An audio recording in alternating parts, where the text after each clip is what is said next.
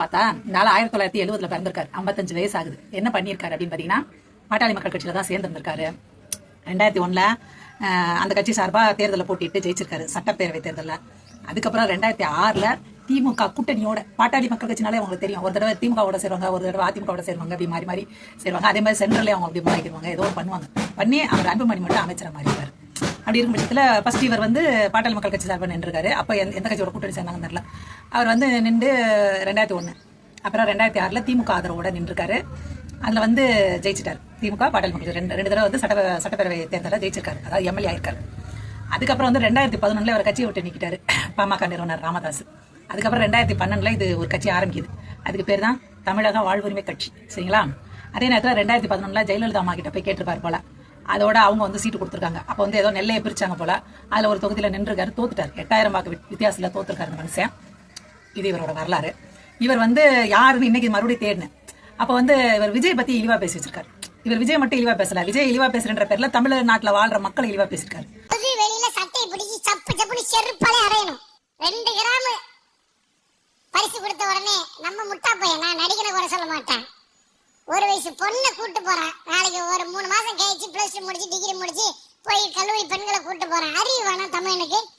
அவன் பெத்து வளர்த்து ஒரு ஆளாக்கிய பெண்ணு, நாளைக்கு மாற்றான் மனைவியாக வாழ வேண்டிய ஒரு பெண்ணு, அப்பையார்கள் ஆத்தாயர்கள் ஆயிரக்கணக்கான ஊடக பத்திரிகையாளர்களை ஒரு சினிமா கூத்தாடி பையனை கட்டி பிடிச்சி கொடுக்கல அனுமதிக்கிறேன். எந்த நடிகனுக்கு செய்யறது? இது என்ன ஈன பிறவி?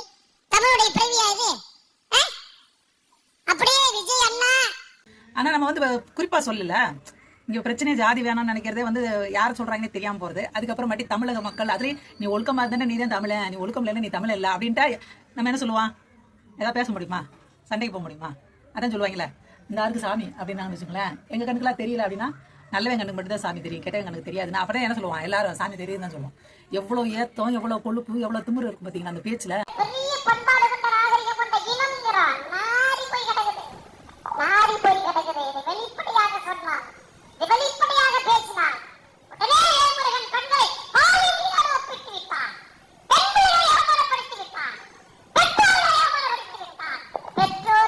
பெயரில் டிக்டாக்கில் விபச்சாரம் செய்கிற பெற்றோரை சொன்னேனே தவிர தமிழ்நாட்டில் படிக்கிற எந்த பெற்றோரையும் நான் சொல்லவில்லை. விஜய் அன்னைக்கு செருப்பால் அடிக்கணும் இவன் சொன்னப்பவே இதை ஒரு பெரிய கல்லாட்டாவை மாத்திருந்தா இன்னைக்கு விஜய் சேதுபதியை பெண்களை விட்டு செருப்பு விட்டு அடிக்க கொடுக்க மாட்டேன். தமிழர்களே இல்லைன்னா நீ ஒரு தேர்தலில் நிக்காதையா, நீ எதுலையுமே நிக்காத. 2 தடவை ஜெயிச்சிருக்க, 3வது தடவை தோத்து போயிட்டு அதோட இருந்துக்கும்.